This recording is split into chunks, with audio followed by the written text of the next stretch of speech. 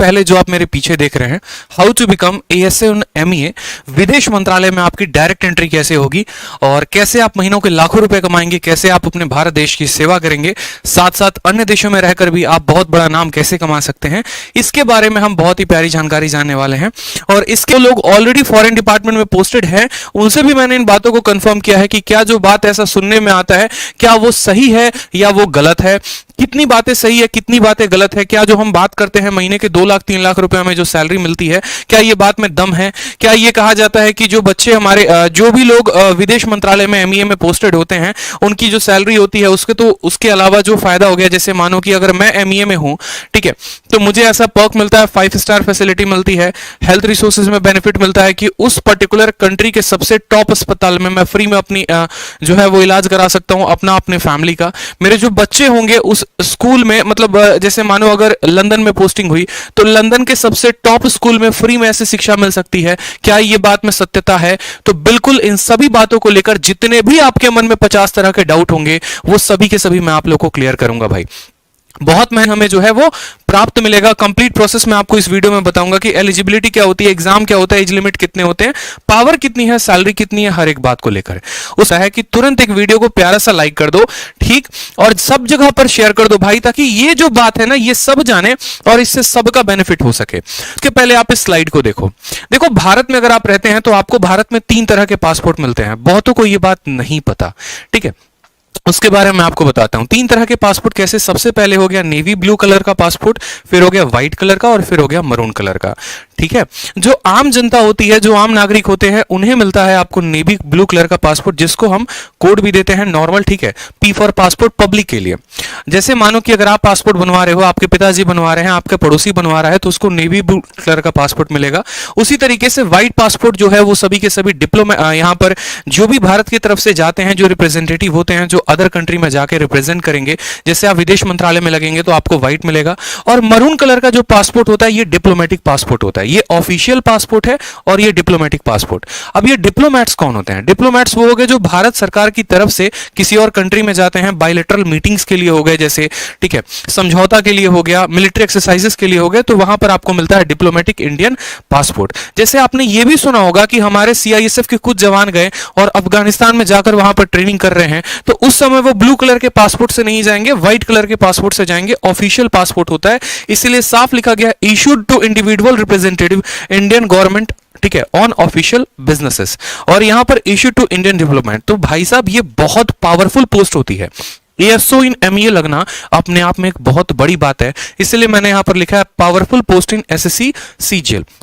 अब यहां पर बहुत सारी बातों को लेकर आपके मन में असमंजस होगा, कुछ क्वेश्चंस होंगे कि सर कौन सा एग्जाम हम क्वालिफाई करेंगे कि सर हम एएसओ इन एमईए लग सकते हैं, ठीक है, या विदेश मंत्रालय में हमारी एंट्री हो सकती है, पावर क्या क्या होगा सर, एलिजिबिलिटी कितनी होगी, उसके अलावा वर्क प्रोफाइल हो गया, ट्रेनिंग हो गया, सैलरी हो गया, सभी बातों पर एक एक पॉइंट में अच्छे तरीके से हम बात करेंगे, ठीक है। तो सबसे पहले बात करते हैं यहां पर एग्जाम को लेकर कि भाई 2 एग्जाम अगर आप देते हो, एक हो गया एसएससी का जिसमें सीजीएल का पेपर अगर आप दे रहे हैं, और दूसरा हो गया यूपीएससी का। अगर आप 2 पेपर को अच्छे तरीके से क्वालिफाई करते हैं, अच्छे नंबर लेकर आते हैं, सबसे जो टॉप कट ऑफ वाली पोस्ट होती है उनके थ्रू आप विदेश मंत्रालय में एंट्री ले सकते हैं, ठीक है। तो यहां पर हमारे 2 एग्जाम हो गए, हो गया एसएससी सीजीएल का और दूसरा हो गया हमारा यूपीएससी का। एसएससी सीजीएल को अगर आप क्लियर करते हैं तो आप लगते हैं एएसओ इन एमईए, ठीक है, विदेश मंत्रालय में आपकी एंट्री होती है असिस्टेंट सेक्शन ऑफिसर से। और अगर आप यूपीएससी क्लियर करते हैं तो यूपीएससी को क्लियर करने से क्या होगा, यूपीएससी में सीधा आप जाते हैं आईएफएस कैडर में, इंडियन फॉरेन सर्विस में, और वहां पर आपकी पोस्टिंग होती है। कौन सा पोस्ट मिलता है वो भी आगे चलकर हम आपको बताएंगे। एसएससी के माध्यम से हम डायरेक्ट एएसओ इन एमईए कैसे लगेंगे, कितने स्टेप्स में हमें पेपर देना होगा, ठीक है, एक एक बात को यहां पर समझिएगा अच्छे से। तो सबसे पहले आपको देना होता है टीयर 1, जैसे कि अभी आप लोगों का टीयर 1 जो है वो अप्रैल में है सीजीएल का, और उनमें टीयर 1 में आपको पता है कि 4 सब्जेक्ट होते हैं, मैथ, इंग्लिश, रीजनिंग और जीएस। इस तरीके से 4 सब्जेक्ट में 200 नंबर का पेपर होता है। यहां पर जब आप क्वालिफाई करते हैं तो आप देते हैं मेंस, जैसे कि हमारे सीजीएल 2020 का मेंस कल था, जिसमें मैथ और इंग्लिश का पेपर 200 नंबर का होता है। फिर आप मेंस देते हैं, उसके बाद आता है डिस्क्रिप्टिव, जो कि अभी 5 दिन बाद आपका डिस्क्रिप्टिव होने वाला है। जो 2020 के कैंडिडेट थे उनका डिस्क्रिप्टिव 100 नंबर का होता है। एक ऐसे राइटिंग होती है, प्रेसिस राइटिंग होती है, या फिर लेटर भी कभी लिखना होता है। जब आप टीयर 1, टीयर 2, टीयर 3 दे देते हैं, उसके बाद आपको कोई भी पेपर नहीं देने की आवश्यकता होती है। 700 नंबर का आपका पेपर हो गया है और जो कट ऑफ आता है वो इसी 700 नंबर के बीच में ही आता है। ठीक है, इसके बाद बात करेंगे यहां पर टीयर 4। अब टीयर 4 है क्या? तो देखो, जैसे कि मैंने पहले भी बताया है कि एसएससी सीजीएल में क्या होता है, बहुत ऐसे पोस्ट हैं जिनके लिए टाइपिंग की आवश्यकता है और बहुत ऐसे पोस्ट हैं जिनके लिए टाइपिंग की आवश्यकता नहीं है। ठीक है, जैसे आप लोगों ने पिछली वीडियो में देखा था इनकम टैक्स इंस्पेक्टर के लिए, उसमें टाइपिंग की आवश्यकता नहीं होती है, लेकिन जो एएसओ इन एमईए लगते हैं उनमें टाइपिंग की आवश्यकता है। तो इनको एक अलग से पेपर देना होता है टीयर 4, जिसको हम कहते हैं सीपीटी। सीपीटी में 15-15 मिनट के 2 पेपर होते हैं। एक आपका एक्सेल फाइल बनाना हो जाता है, पावर पॉइंट हो जाता है, और दूसरा आपके टाइपिंग हो जाती है। और लास्ट जो आता है टीयर नंबर 5, 4 नहीं है, 5 है, जहां पर आपको डॉक्यूमेंट वेरीफाई करवाना होता है अपना। डॉक्यूमेंट वेरिफिकेशन 2 जगह पर होता है। सबसे पहले तो आपका डॉक्यूमेंट वेरिफिकेशन एसएससी के ऑफिस में होगा, और फिर उसके बाद जब आपकी ज्वाइनिंग आएगी तब आपका जो डॉक्यूमेंट वेरिफिकेशन होगा आपके डिपार्टमेंट में होगा। जैसे इसमें कोई भी इंटरव्यू पोस्ट है या कोई इंटरव्यू होता है तो नहीं भाई, यूपीएससी में इंटरव्यू होता है, एसएससी में इंटरव्यू नहीं होता। ठीक है, क्या कोई फिजिकल टेस्ट होता है, भागना पड़ता है, दौड़ना पड़ता है, साइकिल चलाना पड़ता है? ऐसा कुछ भी नहीं है, कोई भी आपको फिजिकल टेस्ट नहीं है। और यही इस पोस्ट की खूबसूरती होती है, इसी कारण लड़कियां जो हैं वो सबसे ज्यादा इस पोस्ट को पसंद करती हैं। इसके बाद बात करते हैं टाइपिंग टेस्ट होता है। तो हाँ भाई, टाइपिंग टेस्ट होता है, और टाइपिंग टेस्ट ज्यादा कठिन नहीं होता, बहुत ही आसान, बहुत ही नॉर्मल होता है। ठीक है, चलो नेक्स्ट बात करते हैं यहां पर पावर के बारे में कि सर पावर कितना है। तो भाई साहब, पावर बेइंतहा है, बेहताशा पावर है, क्योंकि मैं आपको अभी दिखाऊंगा एक चलकर छोटी सी बात आगे। एक स्लाइड देखोगे ना, आपको मजा आ जाएगा, मैं सच बताऊं तो। क्योंकि मैं हमेशा से एक बात बोलता हूं, भले एक दिन मेरी क्लास ना लगे, ठीक है, लेकिन जो अगली क्लास होगी ना वो पूरी तैयारी के साथ होगी, पूरे दमदार तरीके से होगी। मेरा मानना यह है कि अगर मैं एक वीडियो उससे संबंधित यूट्यूब पर डाल रहा हूं बच्चों को लेकर, तो मैं संपूर्ण जानकारी उनको दे सकूं ताकि उन्हें कहीं और भटकने की जरूरत ना पड़े। तो ये पावर शब्द है तो अपने आप में 5 लेटर का, लेकिन एक एक वर्ड आपको डिफाइन करेगा कि आपका सच में कितना बड़ा रुतबा होता है, कितना ज्यादा सम्मान होता है जब आप एएसओ इन एमईए लगते हैं तब। दूसरी बात करते हैं पैसे को लेकर। तो देखो, भारत सरकार में जो नौकरियां होती है ना, यहां पर जो पैसे आपको मिलते हैं 4600 ग्रेड पे के अनुसार से 70,000 से 80,000 मिलती है। पैसा यहां तब बरसता है आपके अकाउंट में जब आप विदेश में पोस्टिंग लेते हैं, तब आपको महीने के 2-2 लाख 3-3 लाख रुपए मिलते हैं। वो भी हम आगे चलकर डिस्कस करेंगे। और बात करते हैं सोशल स्टेटस की। तो देखो, जो बिहार और यूपी के लोग होते हैं उनके लिए मैं एक बात बताता हूं। देखो, जैसे मैं भी बिहार का हूं, तो हमारे यहां अगर आप किसी को बोलेंगे ना कि इनकम टैक्स, तो इनकम टैक्स का माइंडसेट बहुत बड़ा है। लेकिन अगर आप किसी को एमईए बोलेंगे ना, तो उनका माइंडसेट उतना बड़ा नहीं है, वो उस तरीके से नहीं समझेंगे। अच्छा, एमईए क्या बोल रहा है, पता ही नहीं। बहुतों को लगता है अरे एमईए तो पहली बार सुन रहे हैं, लेकिन आप उन्हें बोलो विदेश मंत्रालय। विदेश मंत्रालय के पावर कितने होते हैं, सोशल स्टेटस क्या होता है, एक एक बात को आपको धीरे धीरे करके जानकारी अभी मैं दूंगा वीडियो के अंदर। एक एक बात बताऊंगा मैं आपको कि आपके सच में वैल्यू क्या है। आपका सिर्फ वैल्यू भारत के अंदर नहीं, भारत के बाहर भी है, पूरी दुनिया आपकी कदर करेगी। सभी बातों को धीरे धीरे हम जानेंगे। एलिजिबिलिटी की बात करें तो ज्यादा कुछ नहीं चाहिए, सिर्फ सरकार आपसे यह बोलती है, जो आपकी कमीशन एसएससी है, बोलती है कि बेटा देखो, तुम ग्रेजुएट होने चाहिए किसी भी रिकॉग्नाइज्ड यूनिवर्सिटी से, चाहे आपने बीटेक किया है, चाहे आपने जो है ऑनर्स किया है, या फिर आपने बीए किया, कोई भी, मतलब ग्रेजुएट होनी चाहिए, सिंपल सी बात है। और एज की बात करें तो 30 साल तक की आपकी उम्र होनी चाहिए। 30 साल के अलावा भी रिलैक्सेशन मिलता है, वो अलग अलग कैटेगरीज में होते हैं। जैसे एससी कैटेगरी को अलग मिला, एसटी को रिलैक्सेशन मिलता है, इसके अलावा ओबीसी को एज का रिलैक्सेशन मिलता है। ठीक है, तो ये सभी जो हो गए आपको एज रिलैक्सेशंस भी मिलते हैं, जिसके बारे में अभी कभी डिटेल में बताऊंगा। ठीक है, चलो बात करते हैं जो पावर के बारे में। तो पावर को मैं आपको ये 2 फोटो के माध्यम से दर्शाना चाहता हूं। क्या होता है कि जैसे आपने देखा होगा, एक शब्द सुना होगा आपने, दूतावास, यानी इंग्लिश में एम्बेसी, सुना है ना आपने। अब ये एम्बेसी का शब्द मैं आपको समझाता हूं कि एम्बेसी का मतलब क्या होता है। ये जो दिख रहा है ना फोटो, ये जो बिल्डिंग दिख रही है, ये एम्बेसी है। और ये किसकी एम्बेसी है? तो ये भारत की एम्बेसी है, इंडियन एम्बेसी है। कहां पर है? तो यूएसए में। ठीक है, इसी तरीके से भारत का एक और एम्बेसी है, वो है बीजिंग और चाइना में। ये आपका भारत का दूतावास है। ठीक है, इसी तरीके से पूरे के पूरे विश्व में अलग अलग कंट्रीज में कम से कम 60 कंट्रीज हैं जहां पर मैं आपको बताऊं तो भारत के एम्बेसी हैं। कोई भी कंट्री होती है ना, तो उस कंट्री के अंदर ऑलमोस्ट हर कंट्रीज के एम्बेसीज होते हैं जो पावरफुल नेशंस होते हैं। एग्जांपल के तौर पे मान लीजिए कि मैं फंस गया हूं, कहां में जाकर, लंदन में मैं रह रहा हूं और वहां पर मुझे अपने कास्ट सर्टिफिकेट की जरूरत है, तो मैं जाकर किससे बोलूंगा? मैं अपने इंडियन हाई कमांड से बोलूंगा, मैं अपने इंडियन एम्बेसी में जाऊंगा। तो उस इंडियन एम्बेसी में जाएंगे, वहां पर आपके सारे ऑफिशियल वर्क्स होते हैं। ठीक है, जब कोई कंट्री से भी, आपके इंडिया से भी जाता है या कोई एनआरआई आ रहा होता है, तो सारा का सारा जो वर्क होता है वो आपके अपने कंट्री के एम्बेसी में होता है। तो हर हर कंट्री में भारत की एक एम्बेसी है, जैसे यूएसए में ये हो गया, उसी तरीके से चाइना में काम भी एम्बेसी हो गई, ठीक है। और इस एम्बेसी में आपकी पोस्टिंग होती है। आप बोलते हैं ना सर विदेश मंत्रालय में जाएंगे तो कहां काम करेंगे, अगर लंदन चले गए तो कहां पर काम करेंगे, तो ये जो बिल्डिंग्स होते हैं, जो एम्बेसी होती है, इसी के अंडर में आपको काम करना होता है। इसमें लो लेवल से लेकर हाई लेवल तक सभी ऑफिसर्स होते हैं जो आपकी सहायता करते हैं, और एक बढ़िया तरीके से आप एक कंट्री के अंदर एक कंट्री रन कर रहे होते हो। इसलिए एम्बेसी को एक और बात भी कहा जाता है, country with in a country. और एक बात को हमेशा ध्यान रखना, एम्बेसी के जो पावर होते हैं बहुत ज्यादा होते हैं।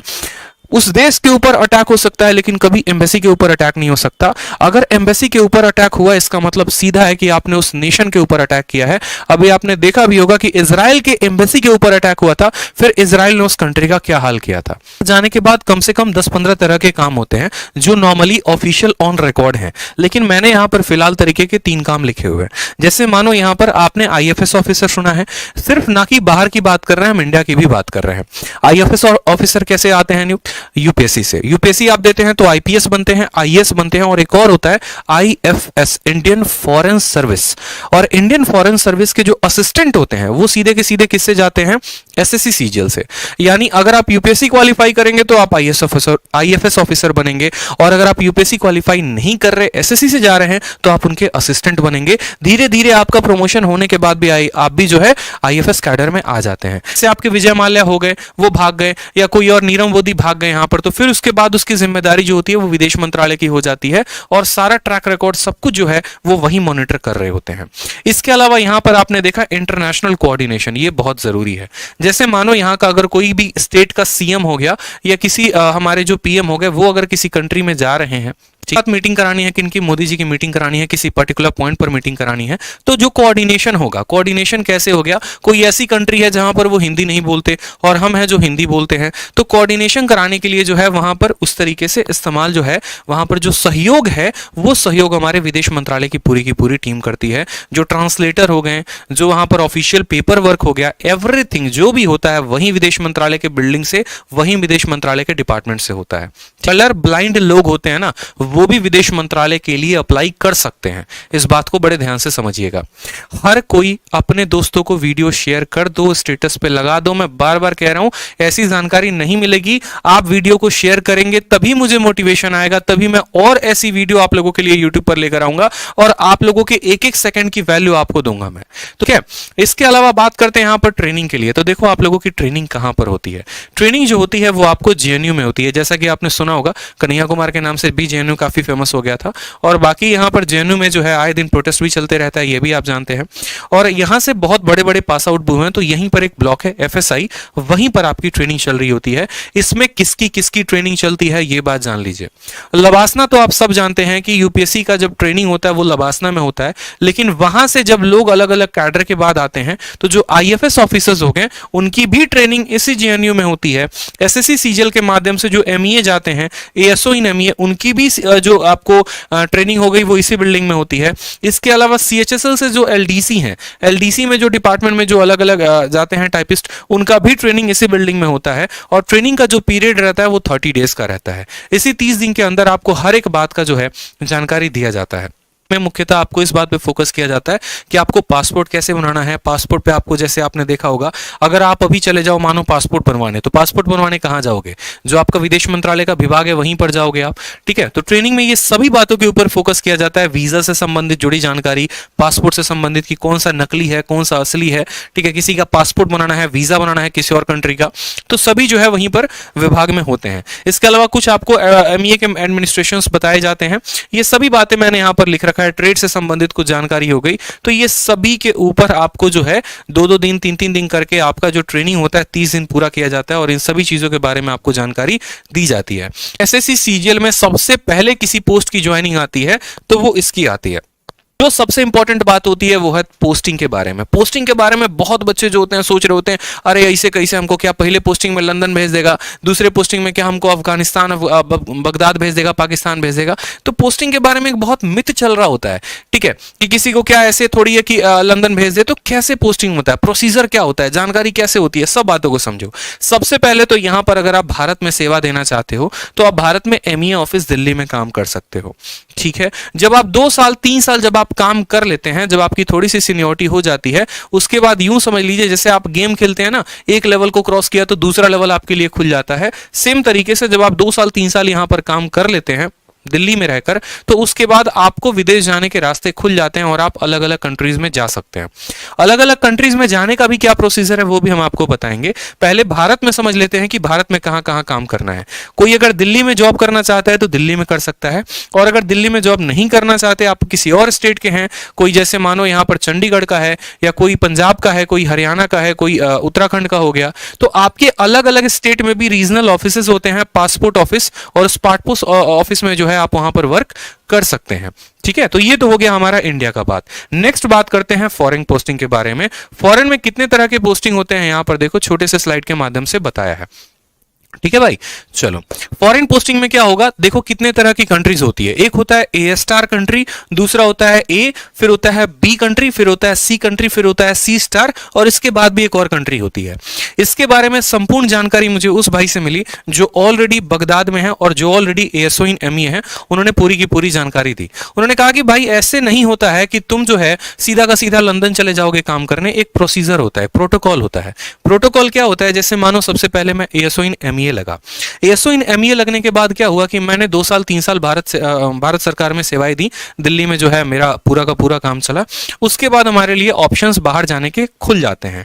बाहर जाने के कितने ऑप्शंस है, तो एक तरीके से यूं समझ लो 60 कंट्रीज हैं, लेकिन शुरू में जो हमारे पास ऑप्शन आता है वो 30 कंट्री का आता है। उस 30 कंट्री में हमें अपना फॉर्म फिलअप करना होता है। फिर पूरा का पूरा पेपर वर्क होता है, और पेपर वर्क होने के बाद तब वो पहुंच जाता है आपके ऑफिस में, और फाइनली कुछ महीने के अंदर आपके पास आ जाता है कि हाँ आपको ये कंट्री मिला है।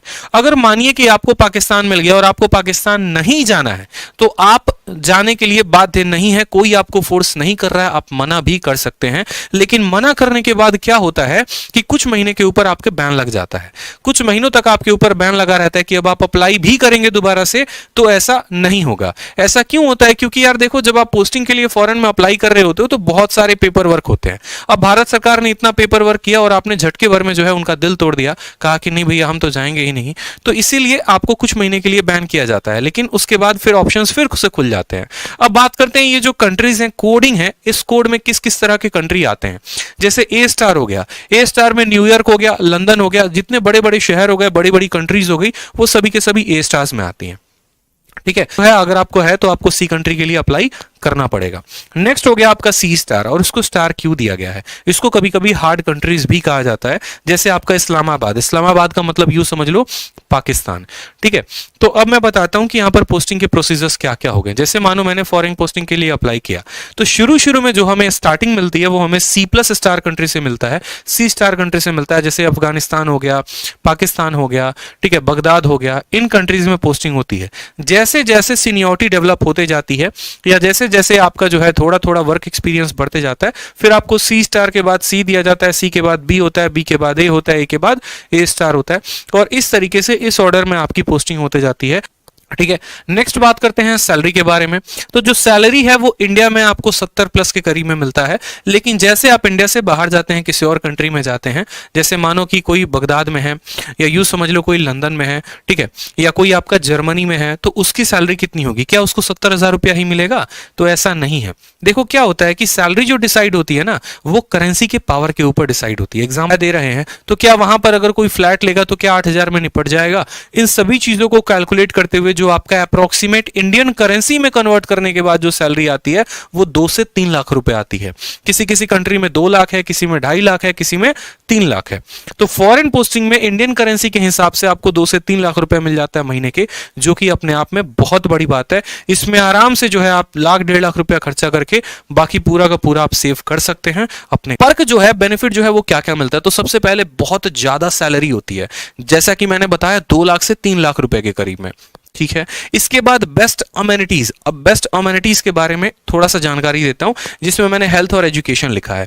आप एएसओ इन एमईए लगते हैं तो ये 2 चीजें जो हैं आपकी भारत सरकार देती है। ठीक है, यानी आप बीमार हुए या आपके परिवार में कोई भी बीमार हुआ तो उस कंट्री के सबसे उच्च अस्पताल में आप फ्री में इलाज करवा सकते हैं, कोई रुपया नहीं लगेगा। और उस कंट्री के सबसे टॉप स्कूल में 12वीं तक, 12th तक आप अपने बच्चे की फ्री में पढ़ाई करवा सकते हैं। उसका पूरा का पूरा जिम्मा कौन उठाता है? भारत सरकार उठाती है।